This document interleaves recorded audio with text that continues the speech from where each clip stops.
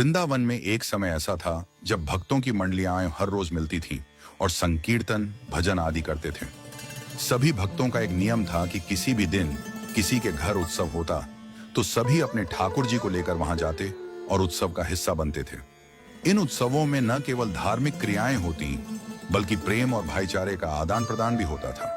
सभी भक्त एक दूसरे के घरों में जाते और उनके ठाकुर जी के उत्सव में शामिल होते, जैसे एक परिवार का हिस्सा होते। एक दिन एक भक्त ने यह सोचते हुए कहा कि वह अपने घर कोई उत्सव नहीं करेगा, क्योंकि उसे डर था कि लोग उसके ठाकुर जी को देखकर यह कह सकते हैं, ये कैसे ठाकुर जी हैं। वह चाहता था कि लोग उसके ठाकुर जी की पूजा और सेवा को समझें और उनका सम्मान करें। यह बात उसके दिल में एक गहरी पीड़ा पैदा करती थी।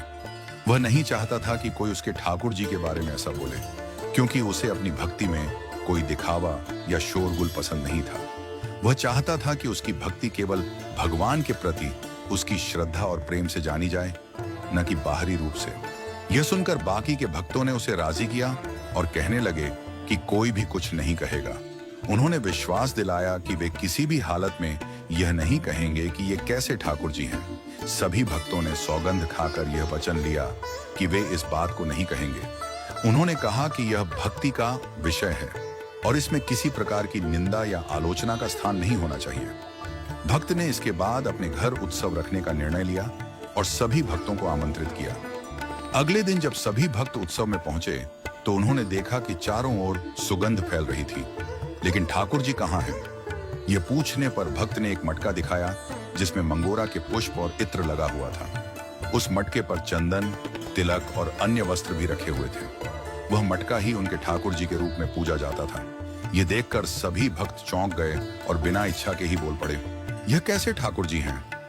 उनके मन में यह सवाल था कि क्या यह सचमुच ठाकुर जी का रूप है, जैसा उन्होंने अन्य जगहों पर देखा था। भक्त ने कहा, मैंने आपको पहले ही मना किया था, आप ऐसा क्यों बोले?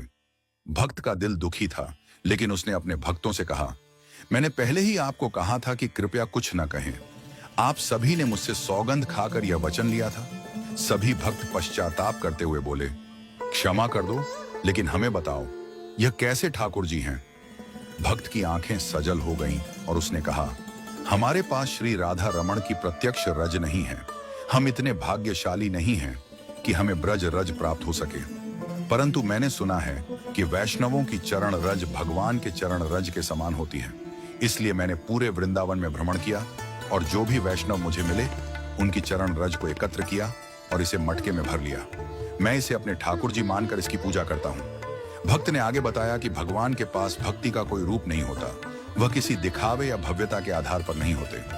वह सिर्फ उस श्रद्धा और प्रेम से होते हैं जो भक्त उनके प्रति रखता है। इस मटका में जो चरण रज है वह वही असली रूप है, क्योंकि यह भक्तों की भक्ति और उनके प्रेम का प्रतीक है। इसलिए यह मटका मेरे ठाकुर जी का रूप है और मैं इसे नित्य पूजा करता हूँ।